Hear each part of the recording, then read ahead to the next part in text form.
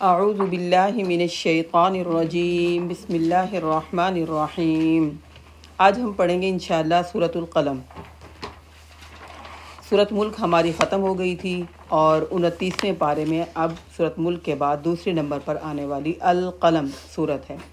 ترتیب کے حساب سے یہ 68 نمبر پر آنے والی صورت ہے، لیکن نزول وحی کے اعتبار سے اکثر مفسرین کا خیال ہے کہ صورت الگ کے ابتدائی 5 آیات کے بعد جو نبی اکرم صلی اللہ علیہ وسلم پر ابتدائی آیات نازل ہوئی تھی نا، اقرأ بسم ربک الذی خلق، صورت الگ کی 5 آیات نازل ہونے کے بعد یہ دوسری وحی کی یہ صورت ہے جس میں ابتدائی 7 آیات دوسری وحی میں نبی اکرم صلی اللہ علیہ وسلم پر نازل ہوئی تھیں، یعنی وحی کے اعتبار سے یہ دوسرے نمبر پر آنے والی صورت ہے۔ اس کی پہلی 7 آیات دوسرے نمبر پر نازل ہوئی تھی، ترتیب کے حساب سے یہ 68 نمبر پر آنے والی ہے۔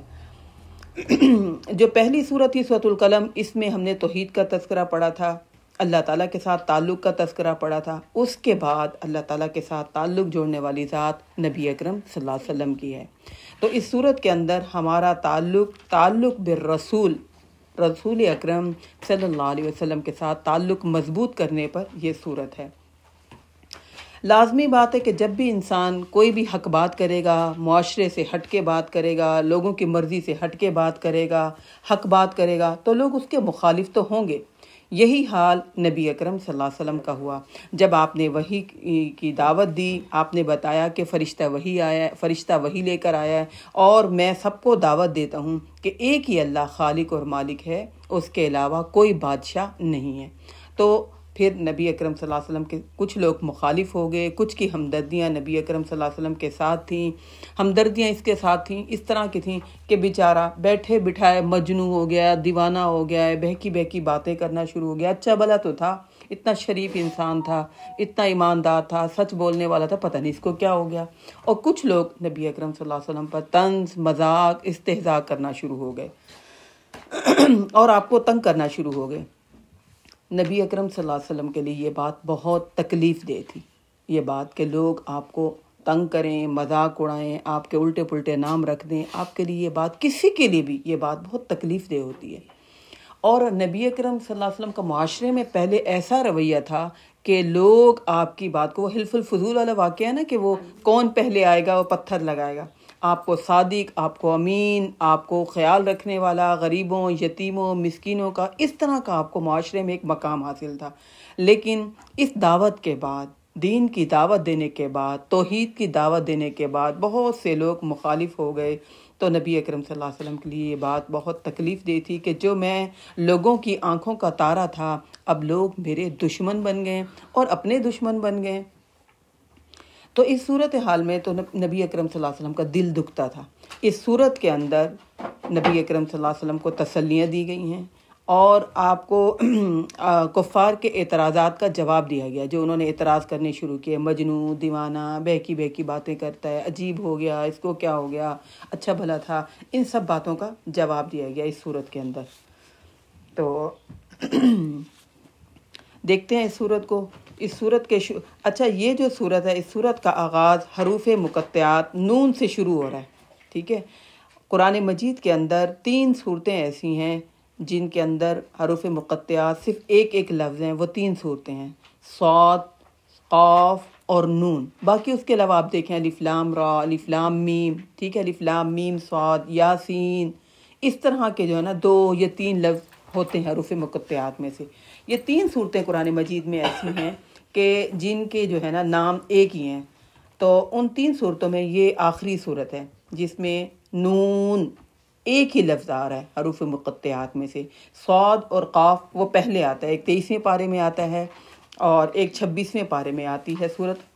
تو وہ ان دونوں یعنی حروف مقطعات میں سے ہیں جو ایک لفظ سے شروع ہو رہے ہیں۔ تو یہ بھی ایک لفظ سے شروع ہو رہی ہے صورت، نون والقلمی، قسم ہے قلم کی، وما یسطرون، اور جو وہ لکھتے ہیں۔ حروف مقطعات کا مطلب آپ کو پتہ ہی ہے کہ ہم نے پڑھا ہوا کہ اس کا مطلب اللہ رب العزت کی ذات جانتے ہیں۔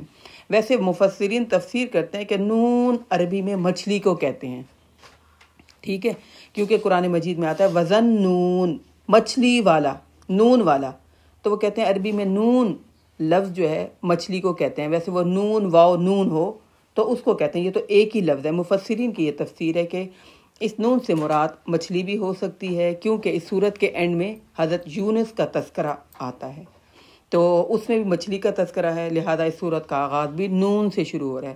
لہذا بہترین رائے یہی ہے کہ نون ایک لفظ ہے، اس کا مطلب حروف مقطعات میں سے ہے، اللہ تعالیٰ ہی جانتے ہیں۔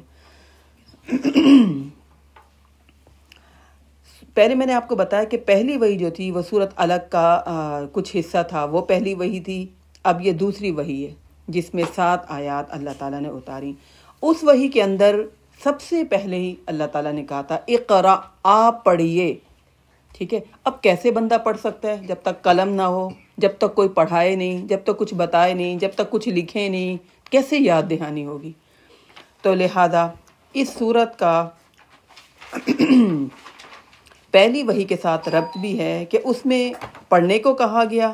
اب اس سورت کے اندر قلم کے اللہ تعالیٰ نے قسم کھائی کہ لکھے بغیر پڑھا نہیں جا سکتا، لہذا سب سے پہلے کہا والقلمی، قسم ہے قلم کی۔ تو دین کے سب سے اہم نکات میں سے پہلا نکتہ یہ کہ انسان پڑھے۔ پڑھے بغیر انسان کا ذہن نہیں بدلتا، انسان کی سوچ نہیں بدلتی، ٹھیک ہے، انسان کی عادات نہیں بدلتی۔ تو سب سے پہلا کیا ہے دین کا اہم نکتہ کہ انسان نے پڑھنا ہے، دینی تعلیم ہو یا دنیاوی تعلیم ہو، دونوں تعلیم انسان نے حاصل کرنی ہے۔ سب سے پہلا سبق دیا یہی تھا، اقرا، آپ پڑھیے، ٹھیک ہے۔ تو پڑھنا جو ہے نا دین کا اہم نکتہ ہے، اس سے منع نہیں کرتا، نہ ہی خواتین کو نہ ہی مردوں کو۔ دین کی تو بلکہ اسلام ترغیب دیتا ہے کہ تعلیم حاصل کرو، دینی بھی اور دنیاوی دونوں تعلیم حاصل کرو۔ تو دین کی تعلیم کو منع نہیں کرتا، بلکہ جنگ بدر کے جو قیدی تھے نبی اکرم صلی اللہ علیہ وسلم کو ان کو آزاد کرنے کا فدیہ یہی لکھا تھا کہ کون ان کو لکھنا پڑھنا سکھائے گا۔ اتنی زیادہ اہمیت ہے۔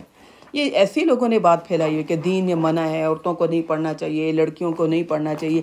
ہاں کچھ حدود ہیں، ان حدود کے اندر تعلیم حاصل کرنے کو منع نہیں کیا گیا، بلکہ پہلا سبق یہی دیا گیا، اقرا، آپ پڑھیں، تعلیم حاصل کریں۔ تو لہذا قلم کی قسم کھائی۔ قلم جو ہے یہ بہت اہمیت رکھتا ہے۔ قلم ہمیشہ ایسا قلم جو کہ لکھا جاتا ہے جہاد سے بھی بڑا اثر رکھتا ہے، ٹھیک ہے۔ قلم سے جو انسان لکھتا ہے اس سے ذہن بدل جاتا ہے، اس سے ماحول بدل جاتا ہے قلم سے لکھنے سے۔ تو لہذا یہاں پر اللہ تعالیٰ نے قسم کھائی ہے قلم کی، قسم ہے قلم کی۔ سب سے پہلے حدیث میں آتا ہے نبی اکرم صلی اللہ علیہ وسلم نے فرمایا کہ اللہ تعالیٰ نے اس کائنات کو بنانے سے پہلے بھی قلم کو پیدا کیا۔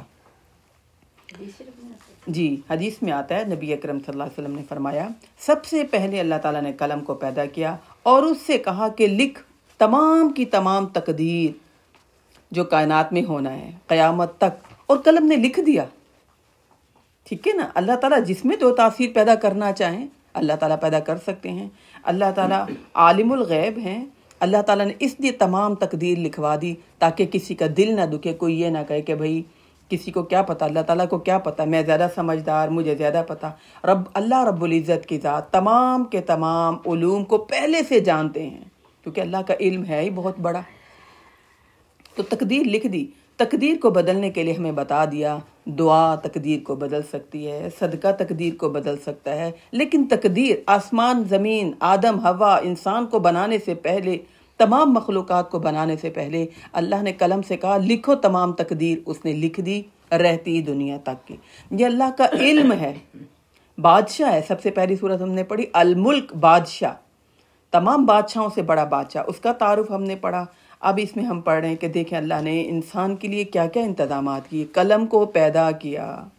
قلم اللہ کی سب سے بہت بہترین مخلوق ہے۔ اللہ رب العزت کی ذات کو لکھنا لکھانا بہت پسند ہے، اور ایک مومن کا ہاتھ لکھنے والا اللہ کو بہت پسند ہے، بہت زیادہ پسند ہے کہ انسان قرآن کو لکھے، حدیث کو لکھے، دین کی بات کو لکھے، اس کو پھر یاد رکھے۔ اللہ کو قلم جب اتنا پسند ہے تو لکھنے والے کتنے پسند ہوں گے، کرامن کاتبین، لکھنے والے اللہ کے ہاں بہت معزز عزت والے ہوتے ہیں۔ تو لہذا لکھنا، ایک مومن کا لکھنا بھی اللہ کو بہت پسند ہے۔ تو قلم سے لکھا جاتا ہے حدیث میں آتا ہے قیامت والے دن عالم کے لکھنے کی سیاہی شہید کے خون کے قطرے سے زیادہ بڑھ جائے گی وزن میں، اجر کے لحاظ سے۔ قیامت والے دن عالم کا لکھنا، ٹھیک ہے نا، دین کو سیکھنے کے لیے عالم کا لکھنا ایک شہید کے خون کے قطرے سے زیادہ بڑھ جائے گا وزن میں، اس کی سیاہی، اس کا اجر زیادہ ہوگا۔ قیامت والے دن عالم کے لکھنے کی سیاہی شہید کے خون کے قطرے سے بڑھ جائے گی، اس کا اجر زیادہ ہو جائے گا۔ اس لیے کہ جب عالم لکھتا ہے تو اس سے نسلیں سنورتی ہیں۔ امام بخاری کو دیکھ لیں، امام مسلم کو دیکھ لیں، جتنے بھی امام ہیں جنہوں نے دین کی باتیں لکھی، محنت کی، کتابوں میں دین کو محفوظ کیا، جنہوں نے قرآن مجید کو لکھا، جنہوں نے اردو میں ٹرانسلیشن کی، بتائیں کتنا فائدہ عوام کو ہو رہا ہے، کتنا اس سے فائدہ اٹھا رہی ہیں۔ تو قلم سے تو لکھا، عالم نے لکھا، لکھنے کی فضیلت ہے، لیکن انسان حق لکھے، اس سے غلط باتیں بھی لکھی جا سکتی ہیں۔ تو اللہ کو قلم بھی بہت پسند ہے اور حق بات لکھنا بھی بہت پسند ہے، اور پھر اس کے بعد نسلیں سنور جائیں، معاشرہ بدل جائے، تو اللہ کو کتنے پسند آئیں گے دین کی بات لکھنے اور لکھانے والے۔ حدیث میں آتا ہے کہ عالم کی فضیلت، جو دین کو لکھتا ہے سمجھتا ہے، اس کی ایک عابد پر فضیلت، جو تہجد پڑھ رہا ہے، نوافل پڑھ رہا ہے، ٹھیک ہے نا، اشراق پڑھ رہا ہے، صدقہ خیرات کر رہا ہے، لیکن دین کو سیکھ نہیں رہا، ایک عالم جو دین کو سیکھ رہا ہے، اس کی عابد پر فضیلت ایسے ہے جیسے 14ویں رات کو چاند کی فضیلت تمام ستاروں پر ہوتی ہے۔ فضیلت جیسے ایسی ہے جیسے 14ویں رات کو چاند کی فضیلت تمام ستاروں پر ہوتی ہے، ٹھیک ہے۔ ہم تو ہلکا جانتے ہیں نا کہ جو نالائق بچہ ہے اس کو بھیج دیں دین کی طرف، وہ سیکھ لے، فارغ ہیں چلو دین سیکھ لیں۔ اللہ کے ہاں یہ بہت بہترین عمل ہے۔ علم کی فضیلت ایسی ہے، عالم کی فضیلت جو علم کو سیکھنے والا، اس کی فضیلت ایک عابد پر جو عبادت کرنے والا ہے، اس پر فضیلت ایسی ہے جیسے 14ویں رات کو چاند کی فضیلت تمام ستاروں پر ہوتی ہے۔ یعنی عالم کی زیادہ فضیلت ہے عابد کے مقابلے میں۔ عابد خود عبادت کر رہا ہے، وہ معاشرے کو اتنا فائدہ نہیں دے رہا، وہ اپنی ذات کو فائدہ دے رہا ہے، وہ خود نیکی پر لگا ہوا ہے، وہ نہ دوسروں کو نیکی کا حکم دے رہا ہے، نہ برائی کا بتا رہا ہے، ٹھیک ہے، نہ نیکی پر لگا رہا ہے۔ ایک عالم تو نیکی پر لگاتا ہے، وہ خود بھی نیکی کرتا ہے، وہ دوسروں کو بھی نیکی پر لگاتا ہے۔ تو لہذا ایک عالم کی فضیلت عابد پر بہت زیادہ ہے، کیونکہ عالم لکھتا ہے پین سے۔ یہ تو اب ٹیب آ گئے نا، انگلیوں کا زمانہ تو اب آ گیا نا، ابھی بھی جو پین سے لکھا جاتا ہے نا، وہ دماغ میں رہتا ہے، وہ شعور میں رہتا ہے، وہ دل میں رہتا ہے، اترتا ہے دل میں۔ تو عالم لکھتا ہے، پڑھتا ہے۔ یہ آج یورپ نے یعنی ہماری مسلمانوں کی کتابوں کو جلایا پہلے، ٹھیک ہے، اور پھر کچھ علوم 7 کتابیں ساتھ لے گئے، اس کے بعد ابھی بھی بس نہیں ہوئی، اب وہ کیا کرتے ہیں، مسلمانوں کو انہوں نے لہو و لغب کے پیچھے لگا دیا کہ بیٹھ کے پڑھے نہیں۔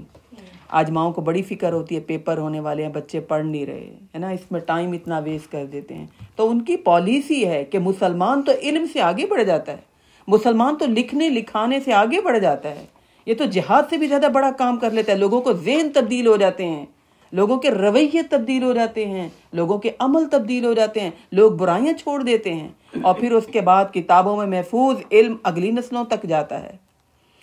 تو لہذا ذہنی غلامی سے بچانے کے لیے لکھنا پڑھنا بہت ضروری ہے۔ غربت سے نکلنے کے لیے بھی لکھنا پڑھنا، دینی تعلیم ہو یا دنیاوی تعلیم ہو، بہت ضروری ہے۔ تو اللہ رب العزت کی ذات نے قلم کی قسم کھا لی، اللہ کو قلم بہت پسند ہے۔ شکر الحمدللہ، الحمدللہ ہم نے لکھنا پڑھنا شروع کر دیا، اللہ کا بڑا فضل ہے۔ اللہ کو بہت محبوب ہوتے ہیں وہ لوگ جو لکھتے پڑھتے ہیں پین سے، اور لکھنے کی اہمیت ہے، انسان کو یاد رہتا ہے، انسان کو پتہ چلتا ہے کہ اچھا یہ لکھ لیا، اس کی ریویژن کر لیں گے، اس کو پھر یاد کر لیں گے، وہ پھر علم آگے منتقل ہو سکتا ہے۔ اگر لکھا نہ جاتا تو آگے کیسے منتقل ہوتا؟ تو لہذا اللہ تعالیٰ نے یہاں پر قسم کھائی، والقلم، قلم کی قسم، قلم کی بہت اہمیت ہے، بہت زیادہ اہمیت ہے۔ وما یسطرون، اور جو وہ لکھتے ہیں۔ تو لہذا لکھنے کی بھی اہمیت ہے، لکھنے والے بھی اللہ کو بہت پسند ہیں اور قلم بھی بہت پسند ہے۔ سیاہی جب محبوب ہے تو بتائیے جتنی دیر بیٹھ کر پڑھتے ہیں، جتنی دیر بیٹھ کر لکھتے ہیں، جتنی دیر محنت کرتے ہیں، اللہ کو کتنا پیار آتا ہوگا، کتنا ہمارے اجر میں اضافہ ہوتا ہے، کتنا وقت ہمارا نیکی میں لکھا جاتا ہے۔ سورۃ علق میں بھی تو اللہ تعالیٰ نے کہا نا، جو پہلی وحی آئی تھی، الذی علم بالقلم، وہ ذات ایسی ہے کہ جس نے انسان کو قلم کے ذریعے لکھنا سکھایا۔ یہ قلم نہ ہوتا تو کیسے ہم جاہلوں جیسی زندگی گزار رہے ہوتے۔ اللہ نے سب سے پہلے ہمارا انتظام کیا، قلم کو پیدا کیا اور اس کو لکھنا سکھایا، اور ایسی اسباب بنا دی، ایسی چیزیں بنا دی کہ آج تک بہترین پین موجود ہیں کہ ہم اس سے لکھ لیتے ہیں۔ اگلی آیت میں اللہ تعالیٰ کہہ رہے ہیں، یہ تو یہاں پر اللہ تعالیٰ نے قسم کھائی۔ کیوں قسم کھائی؟ ہمیشہ آپ لوگوں نے سورۃ شمس میں بھی یہ بات اتنی کلیئر نہیں کی تھی کہ جب بھی اللہ تعالیٰ قسمیں کھاتے ہیں، میں نے ہمیشہ آپ کو بتایا، ان قسموں والی آیتوں کے بعد جو اگلی آیت ہوتی ہے، اس بات کی اہمیت کو بتانے کے لیے اللہ تعالیٰ قسم کھاتے ہیں۔ اور اللہ رب العزت کی ذات کھا سکتے ہیں اپنی مخلوق میں سے جس چیز کی قسم کھائیں۔ ہمیں تو اللہ تعالیٰ نے کہا کہ آپ ہمیشہ سچ بولیں، لوگ آپ کی بات کا یقین کریں، آپ کو قسم کھانے کی ضرورت ہی نہ پڑے، ٹھیک ہے۔ لیکن اللہ رب العزت کی ذات اپنی بات میں وزن ڈالنے کے لیے کسی بھی چیز کی قسم کھا سکتے ہیں۔ تو یہاں اللہ تعالیٰ نے قسم کھائی، اور کس لیے قسم کھائی؟ ما انت بنعمت ربک بمجنون، آپ کے رب کے فضل و کرم سے آپ کا ساتھی مجنون دیوانہ نہیں ہے، احمق نہیں ہے، بے وقوف نہیں ہے، ٹھیک ہے۔ آپ کو کیا ہو گیا؟ آپ نے ایسی باتیں کیوں کرنی شروع کر دیں؟ آپ کے سامنے تو ان کی پوری زندگی ہے، 40 سالہ زندگی ہے، ٹھیک ہے۔ اس سے پہلے آپ ان کو سچا، صادق، امین، ٹھیک ہے، یہ سمجھتے تھے۔ اب آپ نے کو کیا ہو گیا جو انہوں نے کہا کہ مجھ پر فرشتہ وہی لے کر آیا ہے؟ اس نے اللہ کا جب تعارف کروایا تو آپ ان کے نئے نئے نام رکھنا شروع ہو گئے۔ ما انت بنعمت ربک بمجنون، نہیں ہے، اپنے رب کی رحمت سے آپ کا ساتھی مجنون دیوانہ نہیں ہے، وہ فضول لایانی باتیں نہیں کرتا، لہذا آپ بھی نہ کریں، ان کا دل رنجیدہ نہ کریں۔ تو پہلے اعتراض کا جواب دیا گیا، جو وہ کہتے تھے نا کہ پتہ نہیں بیٹھے بیٹھے اس کو کیا ہو گیا، اچھا بھلا تھا، ہے نا، ہمیں بھی تو کہتے ہیں اچھی بھلی زندگی تو گزار رہے تھے، پتہ نہیں کیوں بے چین ہو گئے، ہر وقت جب بیٹھو اللہ نے یہ فرمایا، دین میں یہ ہے، عجیب و غریب ہر وقت باتیں کرتے، اچھے تو تھے، سب کے ساتھ چل رہے تھے، صحیح طرح کی نارمل زندگی گزار رہے تھے۔ تو نبی اکرم صلی اللہ علیہ وسلم کے اعتراض کا جواب دیا، آپ کا ساتھی، اس کو دیوانگی نہیں، اس پر وحی اتری ہے، اس پر اللہ کا پیغام آیا ہے، اس کو اللہ نے چنا ہے۔ وَإِنَّ لَكَ لَأَجْرًا غَيْرَ مَمْنُونٍ، اور بے شک آپ کے لیے، یقیناً آپ کے لیے تو اجر ہے، لَأَجْرًا غَيْرَ مَمْنُونٍ، جس کا سلسلہ کبھی بھی منقطع ہونے والا نہیں، جس کا سلسلہ کبھی بھی ختم نہیں ہوگا۔ اس آیت میں نبی اکرم صلی اللہ علیہ وسلم کو تسلی دی گئی ہے۔ پہلے اعتراض کا جواب دیا گیا کفار مکہ کے، مشرکین مکہ کا۔ اس آیت کے اندر نبی اکرم صلی اللہ علیہ وسلم کو تسلی دی گئی، آپ اتنا اعلیٰ کام کر رہے ہیں، اتنا پائیدار کام کر رہے ہیں، آپ اتنا سچا کام کر رہے ہیں، آپ دین کے دائی ہیں، آپ نے استقامت کے ساتھ جمے رہنا ہے۔ آپ کو اس بات کا پتہ ہی نہیں کہ اللہ نے آپ کے لیے اجر کتنا زیادہ تیار کر کے رکھا ہوا ہے، ایسا اجر جو نہ ختم ہونے والا ہے، کیونکہ یہ دعوت ہی ایسی دعوت ہے جس کا پیغام قیامت تک زندہ رہے گا۔ تو لہذا اے نبی اکرم صلی اللہ علیہ وسلم، آپ کا اجر ختم ہونے والا نہیں ہے، آپ کا اجر پائیدار ہے۔ جس طرح یہ میسیج، جس طرح یہ پیغام مضبوط ہے، پائیدار ہے، لوگوں کے دلوں پر اثر کرنے والا ہے، سچا ہے، اسی طرح آپ کا اجر بھی اللہ لامتناہی سلسلہ رکھیں گے، بہت زیادہ آپ کو اجر ملے گا۔ یہ دعوت ایسی دعوت ہے کہ اگر ہم کسی کو بھی حق بات بتائیں، دین کی بات بتائیں، اللہ کا تعارف کروائیں، اللہ رب العزت کی ذات اس کا انعام اتنا زیادہ دیتے ہیں، آپ کو بتانے کا اجر، ٹھیک ہے نا، بولنے کا اجر، بیٹھنے کا اجر، بتانے کا اجر، اور اگلے نے سنا، اس کا موڈ عجیب سا ہے، وہ نہیں سننا چاہ رہا، ٹھیک ہے نا، اس کا موڈ خراب ہو رہا ہے، آپ پھر اور انداز سے، محبت سے، حکمت سے آپ بار بار دعوت دے رہے ہیں۔ اگر تو اس کے دل میں اتر جائے، اگر تو وہ عمل کرے، ٹھیک ہے، عمل کرنے کا آپ کو بھی ثواب ملے گا اور اس کو بھی ثواب ملے گا۔ لیکن اگر اس کے دل میں نہیں اترتی دعوت، اللہ کا پیغام دل میں نہیں اترتا، وہ عمل ہی نہیں کرتا، آپ کو اجر ضرور ملے گا، خود بھی عمل کرنے کا اور بتانے کا بھی۔ لیکن اگر اس نے عمل کر لیا، اس نے آگے بتایا، آگے نہیں بتایا، کسی نے دیکھ کے عمل کرنا شروع کر دیا، ان لک لاجرا غیر ممنون، لامتنا ہی سلسلہ اجر کا ہے، کوئی حد ہے ہی نہیں، کوئی لمٹ ہی نہیں ہے۔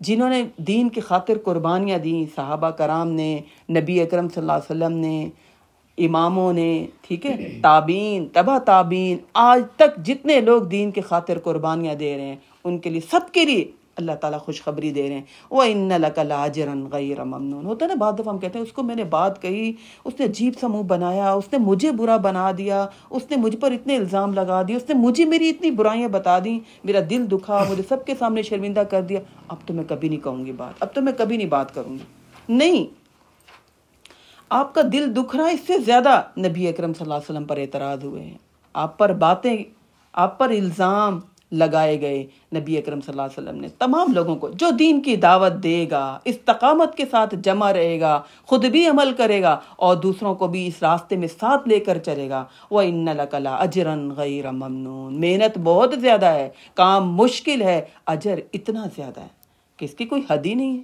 کوئی بھی حد نہ اللہ تعالیٰ نے طے نہیں کی۔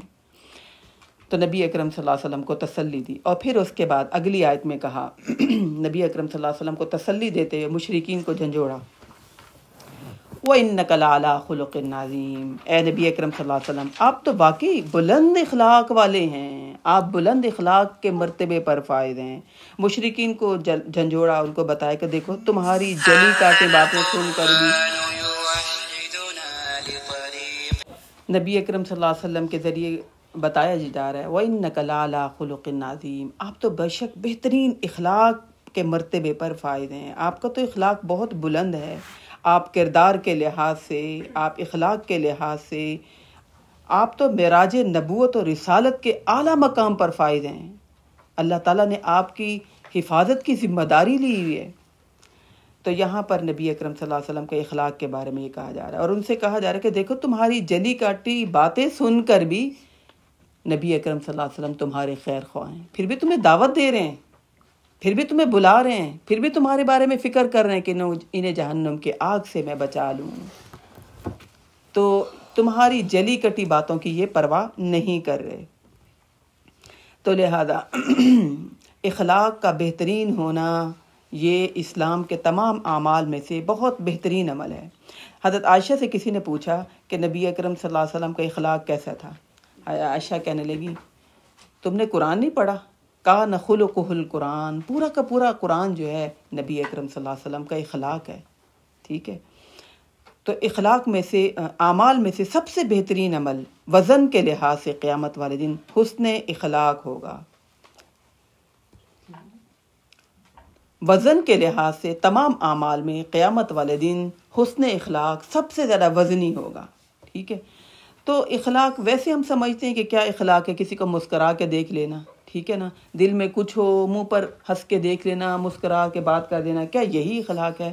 نبی اکرم صلی اللہ علیہ وسلم کا ہم اخلاق دیتے ہیں کہ آپ کا اخلاق کیسا تھا، دشمنوں کے ساتھ، بیوی کے ساتھ، بیٹی کے ساتھ، داماد کے ساتھ، ہمسایوں کے ساتھ نبی اکرم صلی اللہ علیہ وسلم کا کیسا بہترین اخلاق تھا۔ کہ عائشہ مسجد میں ایک تماشا دیکھنا چاہ رہی تھیں، وہ جو حبشی کھیل رہے تھے، تو آپ جھکے اور اپنی بیوی کو کندھوں پر چڑھا کر آپ دکھا رہے تھے، ٹھیک ہے۔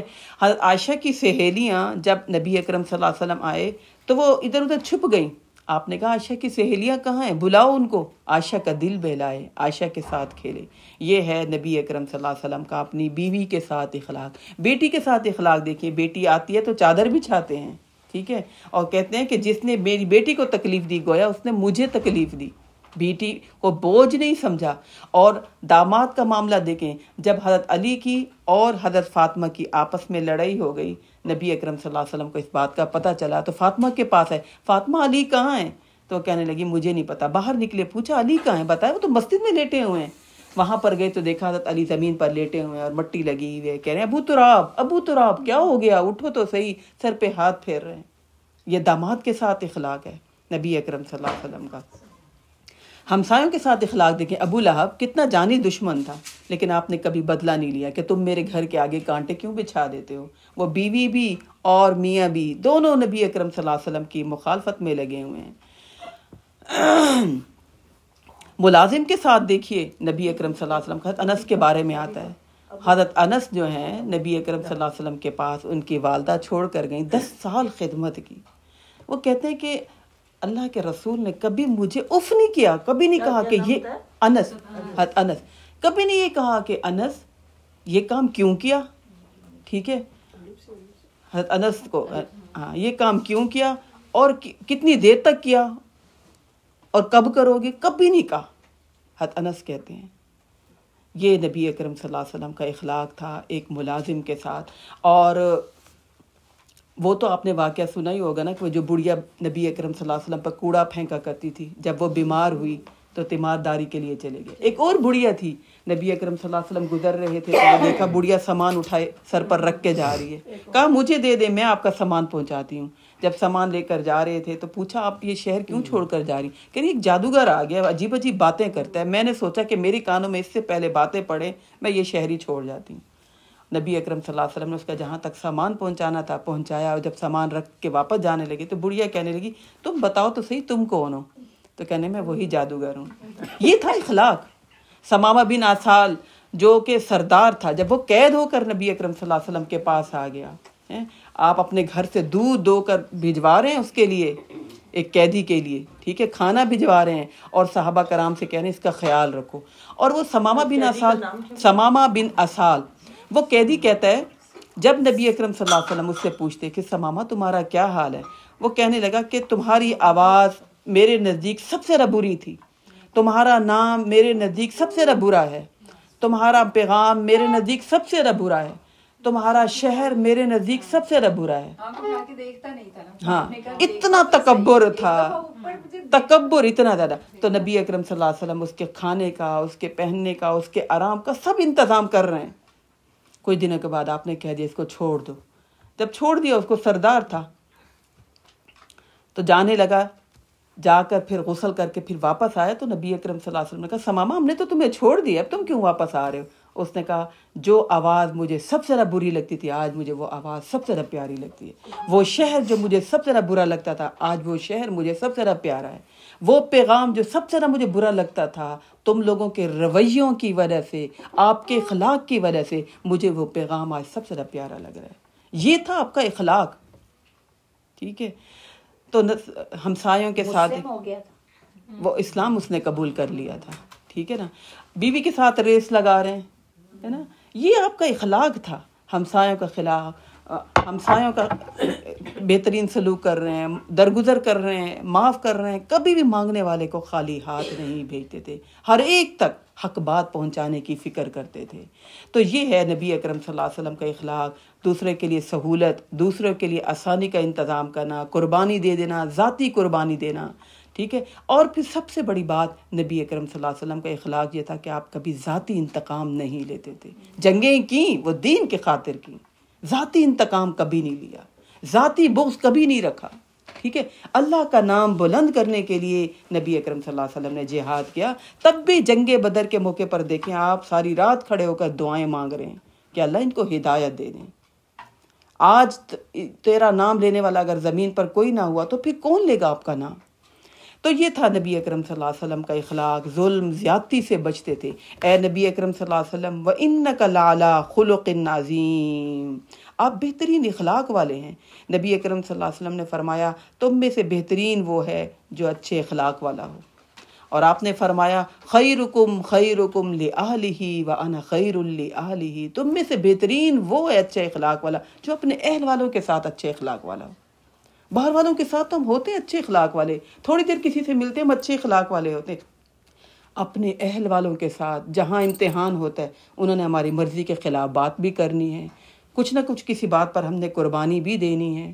آپ نے فرمایا تم میں سے بہترین اخلاق والا وہ ہے جو اپنے اہل و عیال کے لیے اخلاق والا ہو. لہذا صورتیں تو ہم سب کے اللہ رب العزت نے بنائی ہیں، اخلاق کی فکر کرنی ہے، اپنے اخلاق کو بہترین بنانا ہے. شکلیں ہم سب کے اللہ رب العزت نے بنائی، جس جگہ پر جس چیز کو جہاں پر پیدا کرنا تھا اللہ رب العزت نے پیدا کیا، لیکن اپنے اخلاق کو بہترین بنائے. کسی کے بارے میں بغض کینہ دل میں نہ رکھیں. یہ ہے بلند اخلاق. مسکرا کر مل لینا، بات چیت کر لینا اور دل میں بہت سارا بغض ہو، یہ بہترین اخلاق نہیں ہے. مشکل ہے تبھی تو قیامت والے دن وزن میں سب سے زیادہ بہترین اخلاق سب سے زیادہ بھاری ہوگا۔ اللہ ہم سب کو بہترین اخلاق والا بنا دے۔ تو اے نبی اکرم صلی اللہ علیہ وسلم، آپ تو بہت بہترین اخلاق والے ہیں، آپ ان کی فکر نہ کریں۔ فَسَتُبْصِرُ وَيُبْصِرُونَ، اگلی تسلی، ان قریب آپ بھی دیکھ لیں گے اور یہ بھی دیکھ لیں گے۔ اب ہم دیکھتے ہیں بہترین اخلاق غیر مسلموں کے پاس آ گیا اور مسلمانوں کے پاس ختم ہو گیا۔ مسلمان چڑچڑے ہو گئے، ٹھیک ہے نا، مسلمان ضدی ہو گئے، مسلمان آج کل کی نسل ویسے دلوں میں اتنی باتیں نہیں رکھتی، ٹھیک ہے نا، وہ ملتے جلتے ہی نہیں ہیں، وہ اور چیزوں میں مست ہو گئے، ان کی مصروفیت اور طرح کی ہو گئی ہے نا، انہیں ضرورت ہی نہیں ہے کہ دیکھیں چچا ماما پھپھو کے بچے کیا کر رہے ہیں، ہم بھی وہ کریں، وہ اس چیز سے نکل گئے ہیں۔ لیکن اخلاق نہیں ہے، بہترین اخلاق نہیں ہے۔ غیر مسلم جو ہیں اب انہوں نے اس بات کو سیکھ لیا، کس طرح صلہ رحمی کرنی ہے، کس طرح خیال رکھنا ہے، کس طرح دوسروں کی مدد کرنی ہے، چلتے چلتے روڈ پر بھی وہ کرتے ہیں۔ تو لہذا مسلمان بہت بہترین اخلاق والا ہوتا ہے۔ اے نبی اکرم صلی اللہ علیہ وسلم، آپ بھی دیکھ لیں گے اور یہ بھی دیکھ لیں گے کہ کون سچا ہے انجام کے لحاظ سے۔ بِأَيِّكُمُ الْمَفْتُونُ، تم میں سے کون فتنے میں مبتلا ہے۔ جھنجھوڑا جا رہا ہے کفار مکہ کو اور تنبیہ بھی کی جا رہی ہے مشرکین مکہ کو، اور ساتھ ساتھ نبی اکرم صلی اللہ علیہ وسلم کو تسلی دی جا رہی ہے، آپ کو جنون لاحق نہیں ہوا، ٹھیک ہے، آپ پاگل نہیں ہوئے، نعوذ باللہ۔ یہی ہیں ان کو سمجھ نہیں آ رہی حق بات کون سی ہے، یہی ہیں ان کو سمجھ نہیں آ رہی کہ نبی اکرم صلی اللہ علیہ وسلم اللہ کے واقعی سچے رسول ہیں۔ ان ربک هو اعلم بمن ضل عن سبیلی، بے شک آپ کا رب خوب جانتا ہے کون سیدھے راستے سے بھٹک رہا ہے، کون سیدھے راستے سے دور ہوتا جا رہا ہے۔ وَهُوَ أَعْلَمُ بِالْمُهْتَدِينَ، اور وہ ان کو بھی خوب جانتا ہے جو ہدایت پر ہیں، جو ہدایت پانے والے ہیں، ٹھیک ہے۔ دین کی بات سورج کی روشنی کی طرح، چاند کی روشنی کی طرح بالکل واضح ہے، کوئی چھپی ہوئی نہیں ہے دین کی بات۔ اے نبی اکرم صلی اللہ علیہ وسلم، آپ کا رب خوب جانتا ہے جو ہدایت پر ہیں، جو سیدھے راستے پر ہیں، جو دین پر عمل کرنا چاہتے ہیں، اور کون جن کو سمجھ بھی آ گئی ہے ضد بحث ہٹ درمی کی وجہ سے، ارے لوگ کیا کہیں گے کہ ان کو کیا ہو گیا، اب انہوں نے نئے دین اپنا لیا، اپنے پرانے سارے طور طریقے چھوڑ دیے۔ اے نبی اکرم صلی اللہ علیہ وسلم، اللہ کو خوب پتہ ہے کون سیدھے راستے پر سچے جذبوں کے ساتھ، سچی نیت کے ساتھ آپ کے طریقوں پر چل رہا ہے۔ ویسے کوئی مجبوری، کوئی پریشانی، کوئی رکاوٹ ہے، لیکن نیت کے مخلص ہیں، ارادوں کے مخلص ہیں، جذبوں کے سچے ہیں۔ فَلَا تُطِعِ الْمُكَذِّبِينَ، نبی اکرم صلی اللہ علیہ وسلم کو تنبیہ، آپ نے ان جھٹلانے والوں کی باتوں کو دھیان نہیں دینا، آپ نے ان کی بات نہیں ماننی، آپ نے ان پر دھیان نہیں دینا۔ ہم کہتے ہیں نا جیسے لوگ کریں گے ویسے ہم کریں گے، مسلمان یہ نہیں کرتا، مسلمان کو تو خاص کہا گیا آپ نے وہ نہیں کرنا جو لوگ کر رہے ہیں۔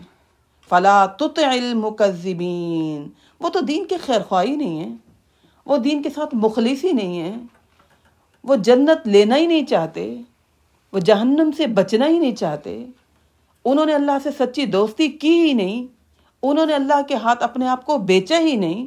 فَلَا تُطِعِ الْمُكَذِّبِينَ، آپ نے ان دنیا دار لوگوں کے، آپ نے ان جھٹلانے والے لوگوں کی، مذاق اڑانے والے لوگوں کی بات نہیں ماننی۔ وَدُّوا لَوْ تُدْهِنُ فَيُدْهِنُونَ، چاہیں گے تو ضرور، ارے کیا ہو گیا، یہ کوئی عمر بھی ہے پڑھنے کی، چاہیں گے تو وہ ضرور، آپ بھی نماز نہ پڑھیں کچھ نہیں ہوتا، گھر جا کر پڑھ لیں گے، چاہیں گے تو وہ ضرور، تھوڑا بہت تو جھوٹ چلتا ہی ہے، ارے تھوڑا بہت تو دنیا داری چلانی ہی ہے۔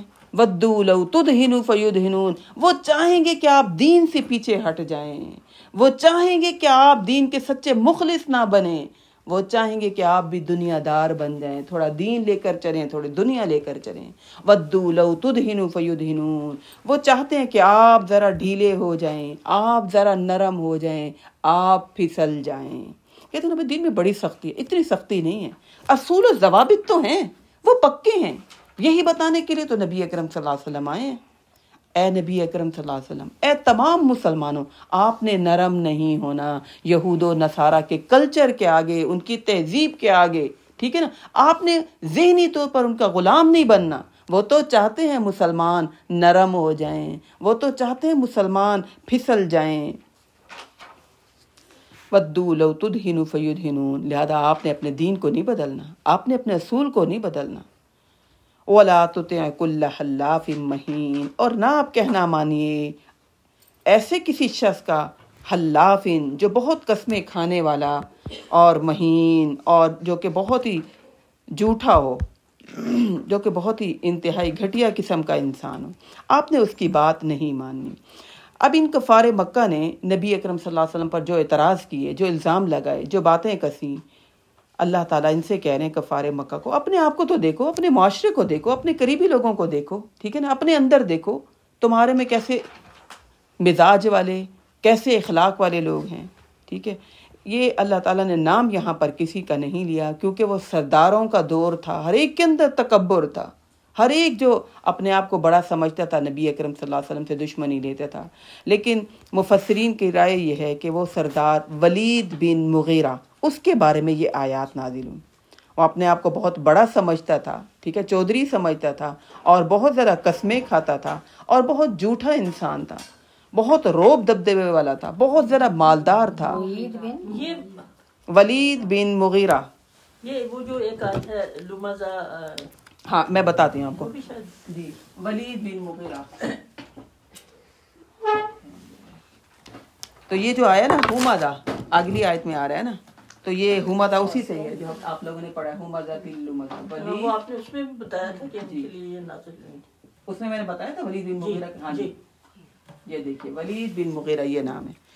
لیکن اللہ تعالیٰ نے نام نہیں لیا. دیکھیں اللہ تعالیٰ کی ذات ایسی ہے کہ عیبوں کو چھپاتے ہیں، لیکن اس دنیا میں اللہ نے تمام لوگوں کے عیبوں کو چھپانا ہے. اس دنیا میں یہ اس کی شان ہے، یہ بادشاہوں کا بڑا بادشاہ ہے، یہ اس کا ظرف ہے، ہمارا ظرف نہیں ہوتا، کسی کا بھی نہیں ہے اتنا ظرف.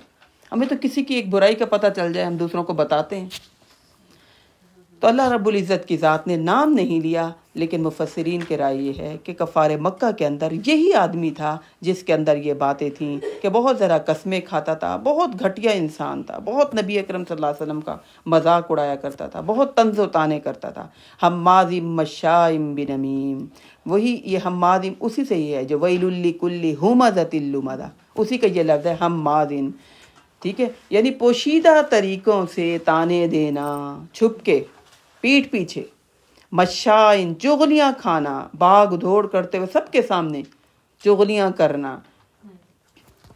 تو اللہ تعالیٰ کہہ رہے ہیں دیکھو تو صحیح تم میں وہ انسان جو ہے، جیسے آج اگر کوئی بھی انسان نیکی کا کام کرے، پردہ کرنا شروع کر دے، سچ بولنا شروع کر دے، سب پیچھے پڑ جاتے ہیں. اور اگر برائیاں کوئی کر رہا ہے کوئی کچھ کہتا ہی نہیں ہے. ٹھیک ہے، کوئی بھی نہیں کچھ کہتا. اسی طرح کوئی بھی دین کی بات کرے اس پر پابندیاں لگا دیتے ہیں، اور جو غلط دین بتا رہے ان کو کوئی بھی نہیں کچھ کہتا. جو سچ بات بتائے، جو حق بات بتائے، اس پر پابندیاں لگاتے ہیں کہ بھائی ان کو ایسے نہیں، ایسے بات کرنی چاہیے تھی. اور جو غلط بات بتاتے ہیں، دین کی بدعات والی بات بتاتے ہیں، ان کو کوئی بھی نہیں کچھ کہہ رہا. اسی طرح جو گناہ کرتے ہیں، ٹھیک ہے نا، اور گناہوں کی پبلسٹی کر رہے ہیں، ان کو کوئی کچھ کہنے والا نہیں ہے، کوئی برا بھلا بھی نہیں کہتا. ہاں اگر کوئی دین کا کام کر لے، کوئی اچھا کام کر لے، کہتے ہیں آپ عجیب ہی ہو گئے، آپ نے نئے کام شروع کر دیے. جی ہاں، ایک ایک بات پکڑ لیتے ہیں. تو اللہ تعالیٰ کہہ رہے ہیں اپنے میں تو دیکھو، جو نبی اکرم صلی اللہ علیہ وسلم پر کہہ رہے ہو، باتیں کر رہے ہو، مجنون ہو گیا، دیوانہ ہو گیا، عجیب بہکی بہکی باتیں کر رہے ہیں، پاگل ہو گئے، نعوذ باللہ. اپنے میں دیکھو یہ ولید بن مغیرہ کیسے اخلاق والا ہے. ٹھیک ہے، نہیں، اچھا انہی کا بیٹا تھے خالد بن ولید. ہاں انہی کے بیٹے تھے خالد بن ولید، جنہوں نے اسلام کے خاطر پہ کتنی قربانیاں دی. اچھا، مناع للخیر معتد اثیم، منع کرنے والا ہے خیر سے، روکنے والا ہے خیر سے، معتد اثیم، حد سے بڑا ہوا گناہگار ہے. ٹھیک ہے، خیر کا مطلب یعنی ہوتا ہے مال بھی، عربی میں خیر مال کو بھی کہتے ہیں، یعنی خود بھی مال نہیں دیتا اور دوسروں کو بھی کہتا ہے ان کے خاطر کیا دینا، ان کو کیا دینا، یہ تو پہلے مفلس فقیر، ان کی نہیں پوری پڑے گی، ان کو نہ دو.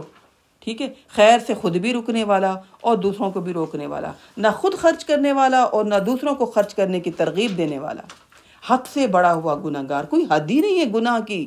ٹھیک ہے، تو لہذا مومن کا طریقہ کیا ہوتا ہے؟ وَتَعَاوَنُوا عَلَى الْبِرِّ وَالتَّقْوَى، نیکی کے کاموں میں اور تقوی کے کاموں میں مومن جو ہیں ایک دوسرے کا تعاون کرتے ہیں. وَلَا تَعَاوَنُوا عَلَى الْإِثْمِ وَالْعُدْوَانِ، سرکشی کے کاموں میں اور گناہ کے کاموں میں تعاون نہیں کرتے. ٹھیک ہے، خود بھی گناہ سے بچتے ہیں مومن اور دوسروں کو بھی گناہ سے روکتے ہیں کہ آپ نہ کریں، کیا فرق پڑتا ہے، آپ کا ویسے گزارا ہو جائے گا. تو لہذا عُتُلٍّ بَعْدَ ذَلِكَ زَنِيمٍ، اس کے بارے میں اللہ تعالیٰ کہہ رہے ہیں ہٹا کٹا، بالکل گنوار اجٹ، یعنی لمبا چوڑا، ویسے دنیاوی لحاظ سے بہت سمجھدار ہے لیکن ہے ان پڑھ جاہل، اس نے حق بات کو پہچانا ہی نہیں. بعد ذَلِكَ زَنِيمٍ، اس کے بعد یہ بد اصل بھی ہے، یعنی کسی خاندان سے جڑا ہوا بھی نہیں ہے، اس کی کسی سے نہیں بنتی، ہر ایک سے لڑتا جھگڑتا رہتا ہے، کسی کے ساتھ اس نے اپنے بنا کے نہیں رکھی ہوئی، کسی خاندان کے ساتھ اس کی نسبت نہیں ہے. اس دور میں تو خاندانی نظام ہوتا تھا، بہت زیادہ خاندانی سسٹم ہوتا تھا، بہت زیادہ سب مل جل کر رہتے تھے. اس کے بارے میں اللہ تعالیٰ کہہ رہے ہیں دیکھو وہ کتنا بد زبان بد اخلاق ہے، اس کے بارے میں تم لوگوں نے کوئی کمنٹس، کوئی بات کچھ نہیں کہتے، اس کو تم نے کھلا چھوڑا ہوا ہے. ان کا نزا مال و بنین، اس پر یہ کہ اللہ نے اس کو خوب مال بھی دیا ہے اور بیٹوں والا بھی ہے، یعنی اس کے دل میں مال کی بھی بہت محبت ہے اور اولاد بھی اس کو اللہ تعالیٰ نے خوب بیٹے دیے ہیں، اس وجہ سے یہ بہت متکبر بنا پھرتا ہے. اذا تتلی علیہ آیاتنا قال اساطیر الاولین، ایسا گھمنڈی ہے کہ جب اس کے سامنے ہماری آیات پڑھ کر سنائی جاتی ہیں تو کہتے ہیں اچھا ہمیں پتہ ہے، پڑھا ہوا ہے قرآن مجید، پہلے لوگوں کی قصے کہانیاں ہیں. اچھا کیا بار بار وہی پڑھتے رہیں، وہی تو قرآن ہے جو ایک دفعہ پڑھ لیا تھا، سمجھ آ گئی، بس پڑھ لیا، اب بار بار پڑھنے کی کیا ضرورت ہے. بعض لوگ کہتے ہیں کہ اچھا وہی قرآن جس میں قصے ہیں، کہانیاں ہیں، لوگ قصے کہانیوں والا قرآن بیٹھ کے پھر پڑھیں سمجھیں. تو وہ بھی اس وقت بھی یہ اعتراض کرتے تھے متکبر لوگ. اذا تتلی علیہ آیاتنا، جب ان کے سامنے ہماری آیات پڑھی جاتی ہیں تو یہ کہتا ہے کہ یہ تو پہلے لوگوں کی کہانیاں ہیں. اتنا تکبر اور گھمنڈ اور غرور ہے کہ اسے حق نظر ہی نہیں آتا، اپنے مال کی وجہ سے، اپنی اولاد کی وجہ سے. سنسمہ علی الخرطوم، اللہ تعالیٰ کہہ رہے ہم ان قریب ہم داغ لگائیں گے اس کی سونڈ پر، اس کی ناک پر، ایسی ذلت رسوائی والا اس کا انجام کریں گے کہ اس کی جو اس نے بڑی اپنی تکبر کی وجہ سے اپنی عزت بنائی ہوئی ہے، ساری اس کی ہم ذلیل کر کے، اس کو رسوا کر کے سب کے سامنے اس کو دکھائیں گے. یعنی اس وقت بھی یا تو اس کی ناک بہت بڑی تھی، یا جیسے کہ ہمارے معاشرے میں بھی ابھی سوچ ہے ناک نہ کٹ جائے، ٹھیک ہے نا، ادھار لینا پڑے ادھار لے لیں، اپنے آپ کو مشقت میں ڈالنا پڑے مشقت میں ڈال دیں، کچھ بھی کرنا پڑے، کوئی پاپڑ بیلنے پڑے، ہم کہتے ہیں ناک نہ کٹے. کوئی بھی محنت کریں، کوئی بھی کام کریں، کوئی ہیلا بانا، کوئی سبب اختیار کریں، ناک نہ کٹے. تو اللہ تعالیٰ کہہ رہے ہیں جو اس نے اپنی بڑی عزت بنائی ہوئی ہے نا، ہم اس کی ناک کٹوائیں گے، ہم اس کی عزت ختم کروائیں گے، اس کو پھر پتہ چلے گا. تو لہذا اس کی اللہ تعالیٰ نے مثال سب کے سامنے کفار مکہ کے سامنے رکھی کہ دیکھو بدخلق اخلاق اور بخیل اخلاق والا بخیل انسان، اس کو دیکھو، اس کی فکر کرو، اس کے اخلاق کے بارے میں بات کرو. نبی اکرم صلی اللہ علیہ وسلم کے اخلاق کے بارے میں کسی قسم کی بات نہ کرو، ان کی تو اخلاق کی گواہی اللہ رب العزت نے دے دی. اعوذ باللہ من الشیطان الرجیم، بسم اللہ الرحمن الرحیم. سورۃ قلم ہماری چل رہی ہے اور سورۃ ملک جو تھی وہ اللہ تعالیٰ کے بارے میں ہم نے اس میں پڑھا تھا، اور قلم کے اندر ہم نبی اکرم صلی اللہ علیہ وسلم کی رسالت کے بارے میں پڑھ رہے ہیں کہ رسالت پر جس نے شک کیا، جس نے نبی اکرم صلی اللہ علیہ وسلم کو نبی نہیں مانا، اس کے اندر کون کون سی بری عادات پیدا ہو جاتی ہیں، وہ کون کون سے برے اخلاق والا ہو جاتا ہے، وہ بہت زیادہ قسمیں کھانے والا ہو جاتا ہے، وہ بہت زیادہ جھوٹا انسان ہوتا ہے، وہ بہت زیادہ گھٹیا انسان ہوتا ہے، اور وہ بہت زیادہ اشارے کنایوں سے طریقوں سے تانے دینے والا ہوتا ہے، اور اس کے علاوہ چغلیاں کھانے والا ہوتا ہے، باتیں ادھر سے ادھر کرنے والا ہوتا ہے، اسی میں اس کی تگ و دو لگی ہوتی ہے، اور خود بھی خیر سے وہ رکنے والا ہوتا ہے اور دوسروں کو بھی خیر سے روکنے والا ہوتا ہے. جو اسلام پر ایمان نہیں لاتا، جو نبی اکرم صلی اللہ علیہ وسلم پر ایمان نہیں لاتا، اس کے اندر یہ سارے برے اخلاق پیدا ہو جاتے ہیں. حتیٰ کہ وہ کسی سے بھی بنا کے نہیں رکھتا، اسے اپنے خاندان کا کسی کا بھی کوئی لحاظ نہیں ہوتا، اور سب کو دین سے ہٹانے کے لیے وہ کہتا ہے چھوڑو یہ پرانی باتیں ہیں، اسلام میں کیا رکھا ہوا ہے، اس میں بڑی سختیاں ہیں، بڑی مشکلات ہیں. ہر ایک کو دین سے ہٹانے کے لیے وہ دین سے متنفر کرتا ہے. اسلام کے بارے میں کوئی بھی پازیٹیو بات نہیں کرتا، اس کے بارے میں اللہ تعالیٰ نے کہا کہ اس کو دنیا کی بڑی فکر ہوتی ہے کہ میری دنیا میں ایک نام رہے، سب کو پتہ چلے میں بڑے اخلاق والا ہوں، میں بڑا دوسروں کا خیال رکھنے والا ہوں، اور بڑا اپنی ناک کی فکر کرتا ہے کہ میری عزت اور بھرم رہے۔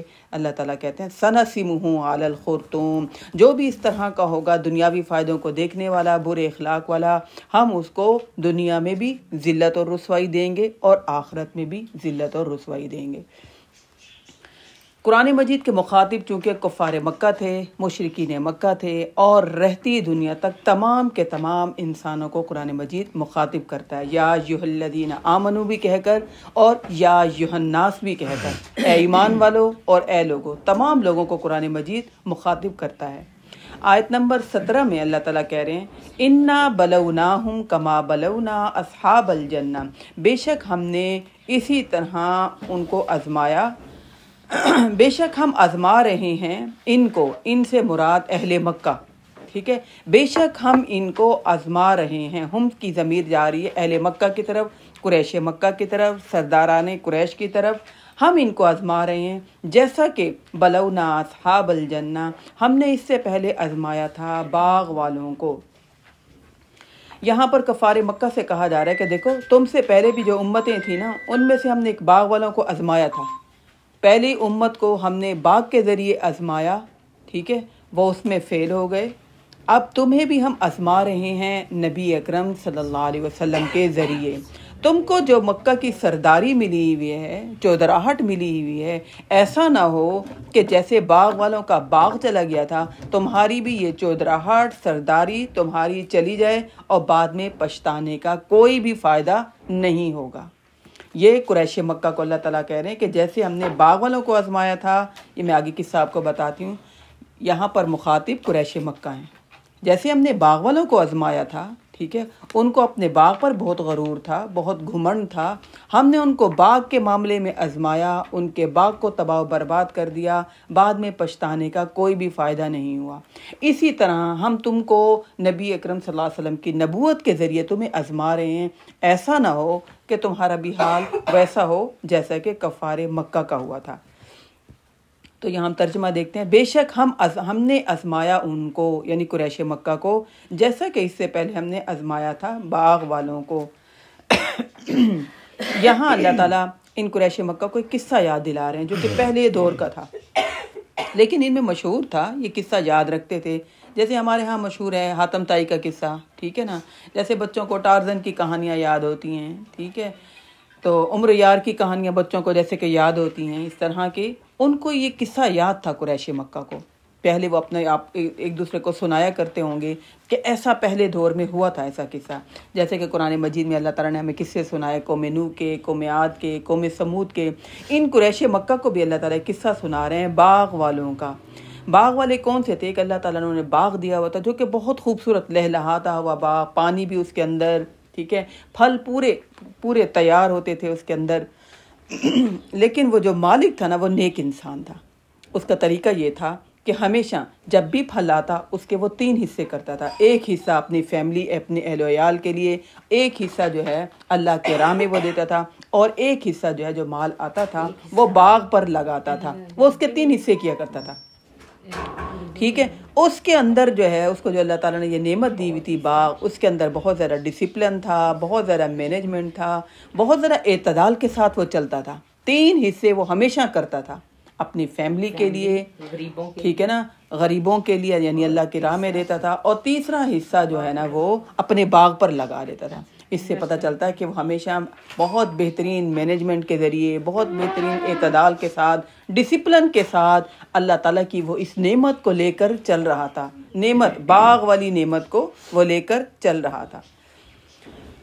تو وہ اپنی زندگی میں یوں کرتا تھا کہ جب بھی باغ کا پھل آتا، ٹھیک ہے، تو وہ تمام لوگوں میں صبح ہی اعلان کرا دیتا، یتیم، بیواؤں، مسکینوں کو، کہ آج ہماری فصل اتر رہی ہے، آج ہمارا پھل اتر رہا ہے، تو تمام کے تمام غریب لوگ، مستحق لوگ، مسکین لوگ آتے اور وہ ان سب کو دیتا اور ان کو خوش کر کے بھیجتا تھا، ٹھیک ہے، اپنے اہل ویال پہ بھی خرچ کرتا، اسی طرح اللہ کے راہ میں بھی خرچ کرتا، اور اپنے باغ کے اوپر بھی لگاتا تھا۔ وہ فوت ہو گیا، لیکن آپ کو پتہ جو نئی نسل ہوتی ہے نا وہ بہت سمجھدار بنتی ہے، ان کو لگا کہ ہمارا باپ تو بے وقوف تھا، پیسہ ایسے ہی لٹا دیتا تھا، کیا ضرورت ہے ان لوگوں کو دینے کی، ان کی تو پوری نہیں پڑتی، ٹھیک ہے، کب تک ان کو دیتے رہیں گے؟ جیسے کہ شیطان ہمارے ذہنوں میں بھی یہ باتیں ڈالتا ہے۔ تو ان بیٹوں کے ذہن میں یہ بات آئی کہ ہمارا باپ بے وقوف تھا، سب کو بتا دیتا تھا، ہم کسی کو نہیں بتائیں گے کہ آج ہماری فصل اتر رہی ہے، ٹھیک ہے، موبائل بند کر دیں۔ تو اس نے سوچا، بیٹوں نے سوچا کہ ہمارا باپ تو بے وقوف تھا، دے دیتا تھا، ہم نہیں کسی کو دیں گے، ہم سارا کا سارا سمیٹ کے گھر لے آئیں گے اور خوب اس سے فائدہ اٹھائیں گے، ٹھیک ہے۔ انہوں نے یہ پلاننگ کر لی۔ اللہ تعالیٰ یہی واقعہ کفار مکہ کو یاد دلا رہے ہیں کہ تمہیں یاد ہے وہ واقعہ باغ والوں کا، ان کے بیٹوں نے کیا کیا، اس کا باپ کا کیا طریقہ تھا، پھر رزلٹ کیا نکلا، وہ قصہ ان میں بہت مشہور ہوگا نا، اللہ تعالیٰ نے یہ یاد دلایا، ٹھیک ہے۔ تو یہ واقعہ اللہ تعالیٰ آپ کفار مکہ کو یاد دلا رہے ہیں۔ دیکھیں اس قرآن مجید کے اندر، اس پارے کے اندر، انا بلوناہم کما بلونا اصحاب الجنہ، اب ہم تمہیں آزما رہے ہیں باغ والوں کی طرح۔ کیسے؟ اذ اقسموا لیصرمنھا مصبحین، جبکہ انہوں نے قسمیں کھائیں کہ وہ ضرور اس کا پھل صبح سویرے اتار لیں گے۔ ولا یستثنون، اور انہوں نے یہ بات کہتے ہوئے انشاءاللہ نہیں کہا، ٹھیک ہے۔ آپ کو پتہ ہے جس کام پر انشاءاللہ کہہ دیں اس کام میں اللہ کی مدد شامل ہو جاتی ہے، حالانکہ اللہ کو اس سے فرق نہیں پڑتا۔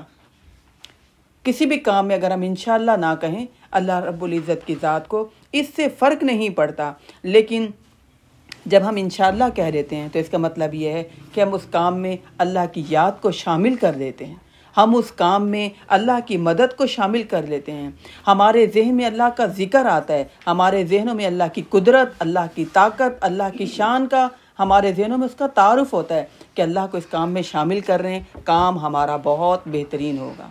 حدیث میں آتا ہے کہ جس کام پر انشاءاللہ کہہ دیا جائے نا، پھر وہ کام کی ذمہ داری اللہ تعالیٰ لے لیتے ہیں، وہ کام ہو کے رہتا ہے۔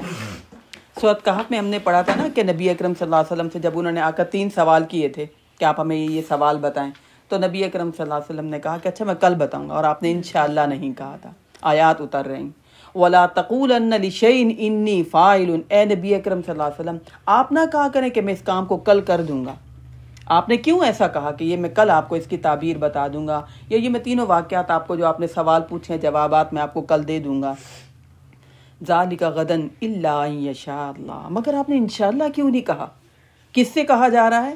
نبی اکرم صلی اللہ علیہ وسلم سے، حالانکہ آپ رحمت للعالمین تھے۔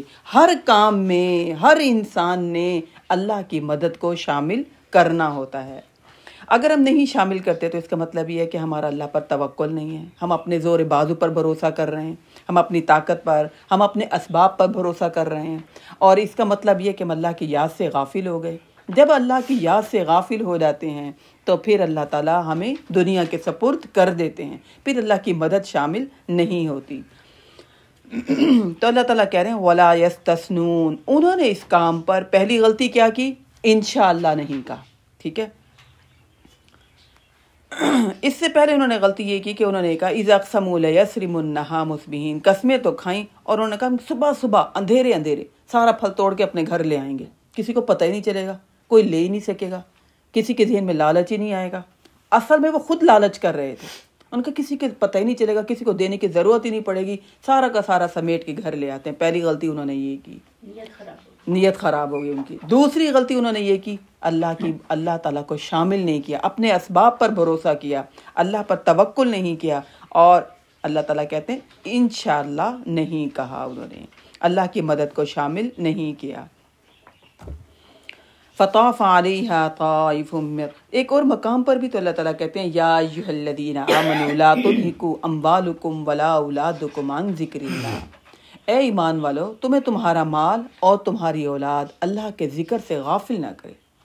ومن یفعل ذلک فاولئک هم الخاسرون، جو بھی ایسا کرے گا پکا سمجھ لو اس بات کو بہت زیادہ نقصان اٹھائے گا۔ یعنی کبھی بھی نماز کا ٹائم ہو، کبھی بھی کوئی اللہ کے حکم ہو اور اس میں ہم نے اولاد کی بات کو ترجیح دی، یا مال کو فوقیت دیا، یا دنیا کو فوقیت دی، اللہ تعالیٰ کہہ رہے ہیں وَمَن يَفْعَلْ ذَلِكَ فَأُولَٰئِكَ هُمُ الْخَاسِرُونَ، دنیا میں سمجھتے رہو کہ کامیاب ہو گئے ہو، آخرت میں تو خسارہ اٹھاؤ گے۔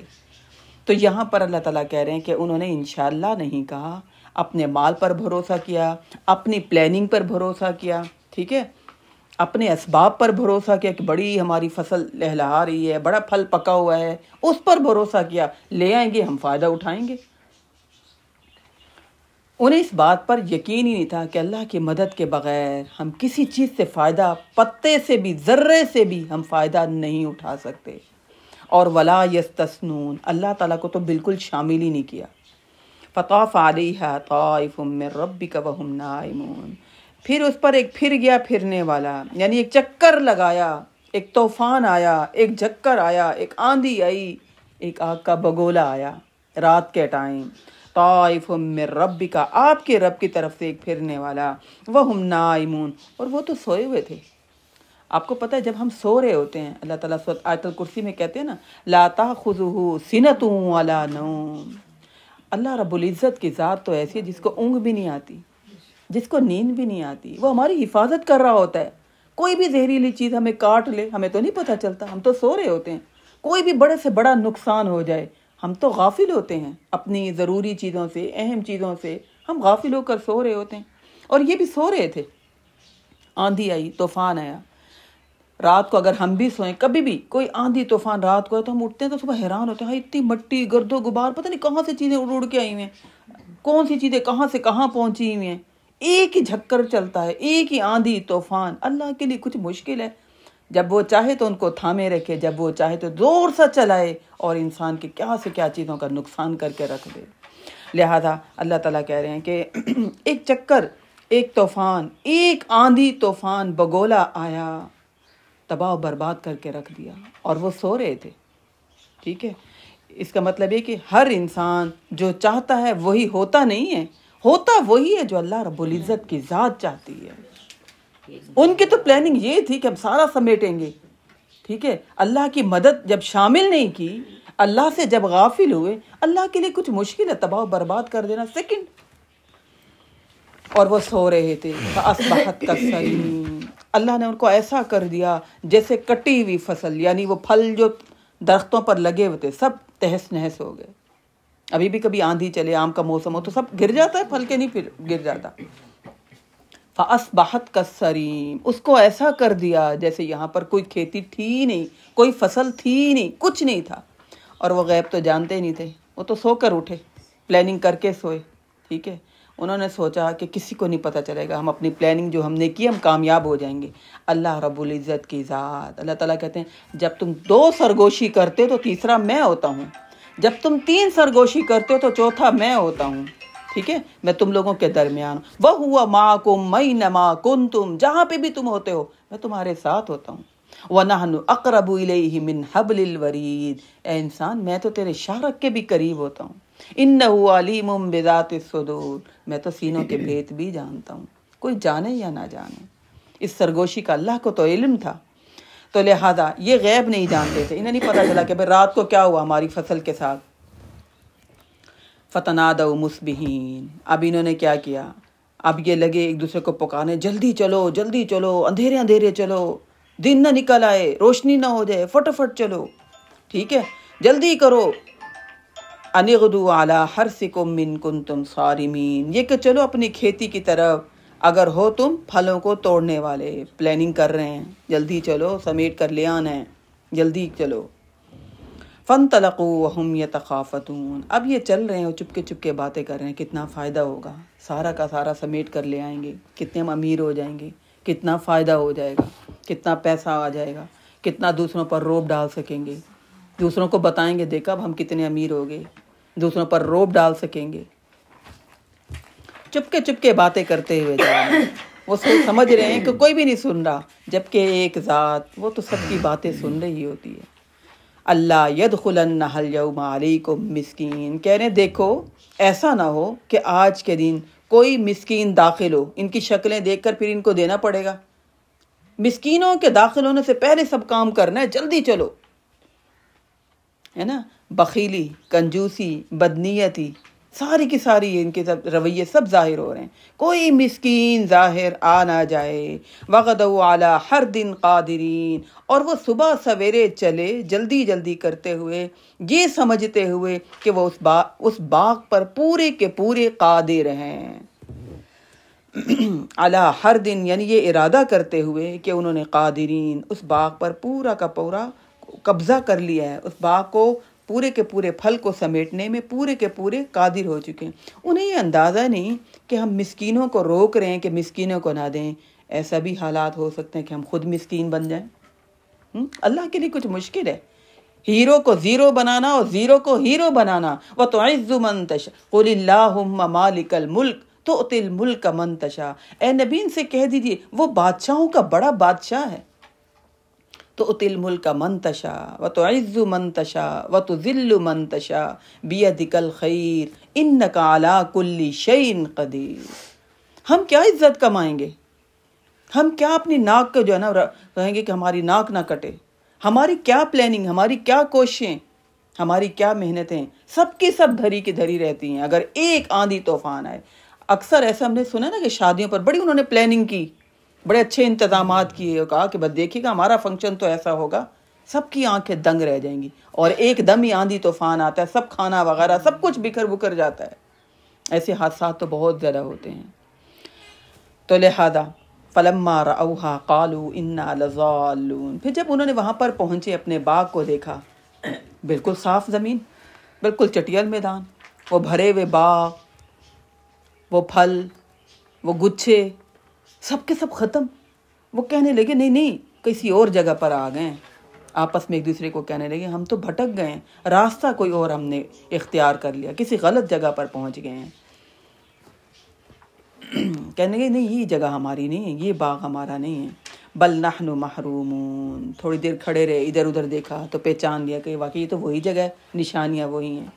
تو وہ کہنے لگے ہم تو باغ سے محروم ہو گئے، ہماری تو قسمت ہی پھوٹ گئی. بل نحن محرومون. قال اوسطهم، ان میں سے درمیان والے نے کہا کیا نہیں میں نے کہا تھا تم سے لولا تسبحون، تم اپنے رب کی تسبیح کیوں نہیں کرتے؟ تم نے انشاءاللہ کیوں نہیں کہا؟ تم نے کوئی بھی خوبصورت چیز دیکھی تم نے ماشاءاللہ کیوں نہیں کہا؟ تم نے سبحان اللہ کیوں نہیں کہا؟ تم نے اللہ اکبر کیوں نہیں کہا؟ ہے نا. اب ہماری گفتگو سے بھی یہ باتیں نکل جا رہی ہیں کہ نہیں نکل رہی؟ برا لگتا ہے، آپ مولون لگتی ہیں، ماشاءاللہ ماشاءاللہ پڑھتے رہتے ہیں، انشاءاللہ کوئی ضروری ہے کہنا؟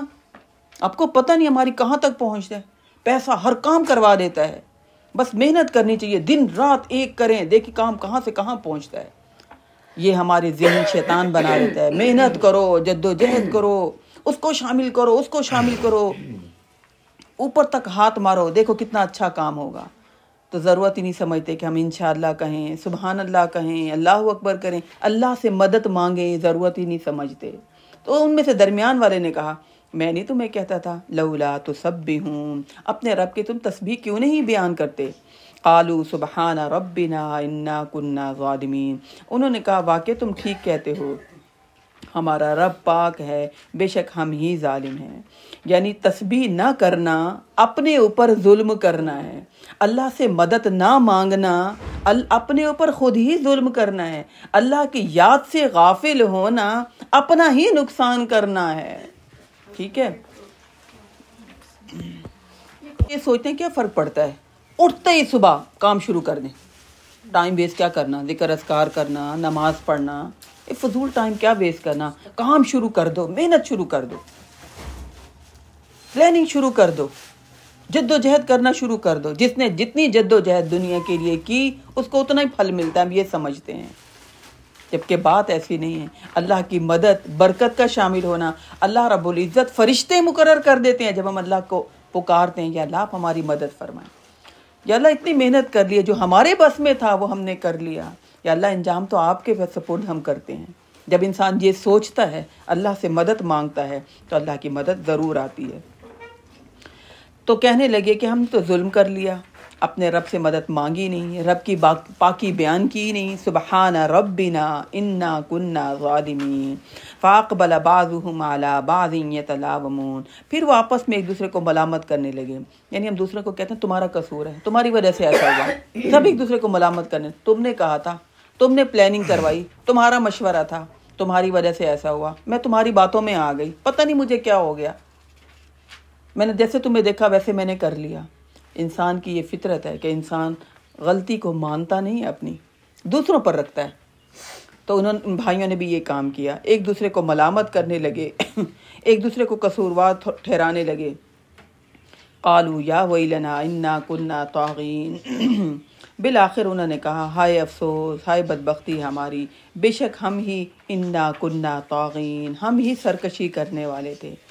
یعنی سرکش کون ہوتا ہے؟ سرکش وہ ہوتا ہے جو اللہ پر توکل نہیں کرتا، جس کے اندر غرور ہوتا ہے، جس کے اندر گھمنڈ ہوتا ہے، جو اپنے طاقت پر، اپنے بھروسے پر، اپنی محنت پر، اپنے پیسے پر یقین رکھتا ہے، اور وہ اللہ کو یاد نہیں کرتا، اور وہ اللہ کی راہ میں بھی نہیں دیتا۔ یہ سرکش انسان ہوتا ہے۔ انہوں نے خود ہی اعتراف کر لیا، ہم ہی سرکش تھے۔ عسیٰ ربنا ان یبدلنا خیرا منہا، امید ہے ہمارا رب ہمیں اب اس سے بہتر عطا کرے گا۔ انا الی ربنا راغبون، بے شک ہم اپنے رب کی طرف اب رجوع کرتے ہیں۔ یعنی اب ان کو سمجھ آ گئی کہ لہلہاتا باغ پورا تیار، جس کو ہم رات کو دیکھ کر گئے، صحیح تھا، صرف ہم نے غلط پلاننگ کی، صرف ہمارے اندر بدنیتی آئی، ٹھیک ہے، صرف ہم نے یہ سوچا کہ کسی کو نہ دیں، کسی مسکین کو نہ دیں۔ ہمارے جب یہ نیتیں ہوئیں تو اللہ تعالیٰ نے کیا کیا، ہمیں ہمارا سارا کا سارا ختم کر دیا، تباہ و برباد کر دیا۔ اب انہوں نے کہا کہ اب ہم توبہ کرتے ہیں، اور پھر کہنے لگے ان یبدلنا خیرا منہا، آئندہ ہم جو ہے اللہ کے تمام حقوق کو پورا کریں گے، اس سے بہتر اپنے حالات رکھیں گے، اپنے معاملات رکھیں گے، اپنی نیت رکھیں گے، اور ہم اللہ کی طرف رجوع کرتے ہیں۔ اس کے اندر انہوں نے توبہ بھی کی، اور انہوں نے یہ بھی کہا عسیٰ ربنا ان یبدلنا خیرا منہا، ہمارا رب ہمیں اس سے بہتر بدلہ دے گا۔ اللہ سے مایوس بھی نہیں ہوئے۔ جب انسان اللہ سے مدد مانگے، بھروسہ رکھے اللہ پر، تو پھر انسان اللہ سے مایوس بھی نہ ہو۔ جب اس سے مدد مانگ لیے تو وہ مدد کرے گا، وہ لازماً مدد کرے گا۔ موسیٰ علیہ السلام کے دور کا ایک واقعہ ہے نا، کہ وہ جب بارش نہیں ہو رہی تھی، سب نے دعائیں مانگنے کے لیے کہا کہ نکلو بھائی دعا مانگیں بارش ہو۔ ایک بچہ چھتری لے کر نکلا، بھائی تم چھتری کیوں لے کر، ابھی تو بارش ہوئی نہیں۔ اس نے کہا جب مانگیں گے تو بارش تو ہوگی، یقین تھا، ٹھیک ہے نا۔ اللہ سے معافی مانگیں، توبہ استغفار کریں، اور پلٹے رب کی طرف، رب اس سے بہتر بدلہ مجھے ضرور دے گا، رب میرے دل کو ضرور مطمئن کرے گا۔ ہمیشہ نقصان کے بعد دل بے چین ہوتا ہے نا، پریشانی ہوتی ہے۔ شیطان کی یہ فطرت ہے کہ وہ ہمیں پھر بے چین بھی کرتا ہے، ہمارے نقصان کے بعد ہمیں مطمئن نہیں رہنے دیتا۔ تو انہوں نے پھر توبہ بھی کی، اور انہوں نے کہا ہمارا رب ہمیں اس سے بہتر ضرور عطا کرے گا، یعنی ان کا رب پر امید بھی تھی۔ پھر ان یبدلنا خیرا منہا انا الی ربنا راغبون کذالک العذاب، اسی طرح پھر عذاب آتا ہے، ایسا ہی عذاب ہوتا ہے۔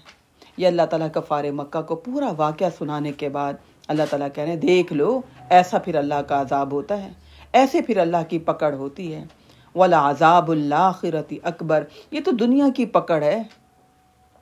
ہم کبھی سالن بنائیں اور جل جائے، کتنا دل دکھتا ہے۔ کپڑے بنائیں اور ہم نے پہن کر جانے، لیکن پریس کرنے لگیں وہ جل جائیں، ٹھیک ہے نا۔ برتن ہم نے رکھے ہوں، برتن ٹوٹ جائیں، کتنا دل دکھتا ہے۔ گلاس ابھی تو لیا تھا، ابھی ٹوٹ گیا، ابھی برتن یہ سارے خراب ہو گئے، ٹوٹ گئے۔ تو اللہ تعالیٰ کہہ رہے ہیں کذالک العذاب ولعذاب الآخرۃ اکبر، دیکھ لو جو مجھ سے غافل ہوتے ہیں، دیکھ لو جو میرا حق نہیں ادا کرتے، ایسا پھر عذاب آتا ہے۔ اور یہ تو دنیا کا عذاب ہے، یہاں پر اللہ تعالیٰ پورا لیسن بتا رہے ہیں، ولعذاب الآخرۃ اکبر، اچھی طرح سمجھ لو آخرت کا عذاب تو اس سے کہیں دگنا ہوگا، کہیں زیادہ ہوگا۔ تو ان قریش مکہ کو سمجھایا جا رہا ہے کہ دیکھو تم لوگ سردار تو ہو، ٹھیک ہے، یہ جو سردار تھے، قریش مکہ تھے، ان سے کبھی کوئی بات نہیں کر سکتا تھا، ان کے اندر اتنا غرور، تکبر اور گھمنڈ تھا، اپنے لیول کا کسی کو لاتے نہیں تھے، ٹھیک ہے، بہت زیادہ ان کے اندر غرور اور تکبر گھمنڈ تھا، اس وجہ سے کہ ہم تو کعبے کے متولی ہیں، ہم تو کعبے کو سنبھالنے والے ہیں، کوئی ہمارے لیول کا ہو نہیں سکتا، کوئی ہم سے بات نہیں کر سکتا، کوئی ہمیں نیچے نہیں دکھا سکتا۔ نبی اکرم صلی اللہ علیہ وسلم نے جب توحید کی دعوت دی تو ان کے لیے بہت بڑا یہ چیلنج تھا کہ بھئی یہ کیا ہو گیا۔ اللہ تعالیٰ نے ان کے سامنے یہ قصہ رکھا، دیکھو باغ والوں نے اپنی باپ کی مخالفت کی، ٹھیک ہے نا، اللہ کے راہ میں نہیں دیا، وہ ان کا باغ بھی نہیں رہا، پھر انہیں توبہ کرنی پڑی. ایسا نہ ہو کہ تم نبی اکرم صلی اللہ علیہ وسلم کی مخالفت کرتے رہو, تم بھی تہس نہس ہو کر رہ جاؤ. لیکن ان قریش مکہ کو سمجھ نہیں آئی. جنگ بدر میں یہی 70 سردار مارے گئے تھے. کذالک العذاب, دیکھو پھر میری پکڑ آتی ہے, دیکھو پھر دنیا میں عذاب ملتا ہے, دیکھو پھر دنیا میں سزا ملتی ہے. یہی پھر 70 سردار مارے گئے, ان کے ہاتھوں مارے گئے جو نہتے صحابہ تھے. کچھ بھی نہیں, تلوار لڑنے کو کچھ بھی نہیں ہے. اللہ نے ان کی مدد کی کہ صحابی کہتے ہیں کہ ہم تلوار یوں کرنے لگتے اور ہمیں اونگ آتی, اور پھر ہم دیکھتے کتنے کتنے کافر مرے ہوتے تھے. تو اللہ تعالیٰ نے پھر ان کو پکڑا, 70 جو ہے سردار یہ مارے گئے. تو یہ کفار مکہ کے سامنے اللہ تعالیٰ نے یہ رکھا کہ دیکھو پہلی امتوں میں یہ باغ والا قصہ ہوا, تو تم نہ ایسا کرو, نبی اکرم صلی اللہ علیہ وسلم کی مخالفت نہ کرو. دوسرا اس سے یہ ہمیں سبق ملتا ہے کہ ان کفار مکہ کو کہا جا رہا ہے کہ اس دنیا کو سمجھو جیسے باغ ہے, ٹھیک ہے. اگر اس باغ کو بنانے میں اور جمع کرنے میں لگے رہے, اس دنیا کو بنانے اور اس کو جمع کرنے اور اس پر غرور و گھمنڈ کرنے میں لگے رہے, کبھی کسی کو دیا نہیں, ٹھیک ہے, نہ کسی یتیم, نہ مسکین, نہ ضرورت مند, کسی کو نہیں دیتے, تو اس کا حال ایسے ہوگا جیسے باغ والوں کا ہوا. باغ والوں کا کیا ہوا کہ وہ باغ سے بالکل خالی ہاتھ ہو گئے. اگر تم نے ایسا کیا تو قیامت والے دن تم بالکل خالی ہاتھ ہو جاؤ گے, ٹھیک ہے. تو ڈاکٹر اسرار کہتے ہیں کوئی بھی انسان تہجد گزار ہو سکتا ہے, ٹھیک ہے نا, بہترین تفسیر کرنے والا ہو سکتا ہے, بہترین قرآن پڑھنے والا ہو سکتا ہے, ٹھیک ہے, ذکر اذکار کرنے والا ہو سکتا ہے, لیکن اگر اس کے سامنے کوئی ضرورت مند آئے اور وہ اس بات پر قادر ہو کہ اس کی مدد کر سکتا ہو, اگر وہ اس کی مدد نہیں کرتا تو وہ نیک نہیں ہے, ٹھیک ہے, وہ نیک نہیں ہے. ہم کہتے ہیں ان کو پوری نہیں پڑتی, بھائی وہ ان کا معاملہ. آپ کو اگر کوئی نظر آئے, بھوکا ہے, پیاسا ہے, ضرورت مند ہے, علاج کے پیسے نہیں ہیں اس کے پاس, ٹھیک ہے, بچوں کی فیس نہیں دے سکتے, گھر کا کرایہ نہیں دے سکتے, تو ہمارا حق بنتا ہے ہم بخیلی نہ دکھائیں, جتنا بھی ہو سکتا ہے ہم مدد کریں. اللہ تعالیٰ اس کی ضروریات پوری کر سکتے ہیں, لیکن ہمارا امتحان ہوتا ہے. تو لہذا اس کے اندر اللہ تعالیٰ نے بتایا کہ دیکھو پھر ایسا عذاب آتا ہے, ایسے پھر میری پکڑ آتی ہے. لہذا جو حریص ہوتے ہیں, جو لالچی ہوتے ہیں, جو اللہ کی راہ میں نہیں دیتے, جو مسکینوں کو نہیں دیتے, جو یتیموں کو نہیں خیال رکھتے, اللہ انہیں دنیا میں مسکین بنا دیتا ہے. اللہ کے لیے کچھ مشکل نہیں ہے, کچھ بھی مشکل نہیں ہے کہ یہ مال لے لے, واپس لے لے. حدیث میں آتا ہے نبی اکرم صلی اللہ علیہ وسلم نے فرمایا 2 فرشتے صبح اترتے ہیں اور 2 فرشتے شام کو اترتے ہیں, اور وہ یہ کہتے ہیں کہ یا اللہ جو تیری راہ میں دے اس کا مال بڑھا, اور جو تیرے راہ میں نہ دے اس کا مال ہلاک کر دے. اسی طرح 2 فرشتے شام کو بھی اترتے ہیں اور وہ یہ بات کہتے ہیں. تو لہذا ہمیں اس دنیا میں رہتے ہوئے اس دنیا کی باغ کی فکر کرنے کے ساتھ, اپنے گھروں کی, اپنے بچوں کی, ان سب کی فکر کرنے کے ساتھ آخرت کے باغ کی بھی فکر کرنی ہے. اللہ کے راہ میں دینا ہے, حریص بننا ہے, جنت کا بھی آخرت کا بھی. حدیث میں آتا ہے کہ جب بھی انسان کسی کو دیتا ہے, کسی کے ہاتھ میں دیتا ہے, اور دوسرے کے ہاتھ میں بعد میں جاتا ہے, پہلے وہ اللہ کے ہاتھ میں جاتا ہے. اور اللہ کا وعدہ ہے اللہ بڑھا چڑھا کے دیتا ضرور ہے. اللہ سے کمیٹی ڈال کے تو دیکھیں, اللہ کے راہ میں دے کر تو دیکھیں, ٹھیک ہے. بلکہ ہم تو دوسروں پر روب ڈال رہے ہوتے ہیں, ان کو تمیز نہیں ہے, ان کو کچھ پتہ نہیں ہے, ان کو کچھ مینرز نہیں ہے, ان کے گھر میں کچھ ہے نہیں نا, ان کو کچھ پتہ نہیں ہے. ٹھیک ہے, تعلیم کی کمی ہوتی ہے, شعور کی کمی ہوتی ہے, لیکن ہمیں ایسی باتیں بالکل نہیں کرنا چاہیے. اللہ سے ڈرنا چاہیے, ایسا نہ ہو کہ پکڑ آ جائے اللہ کی, ٹھیک ہے.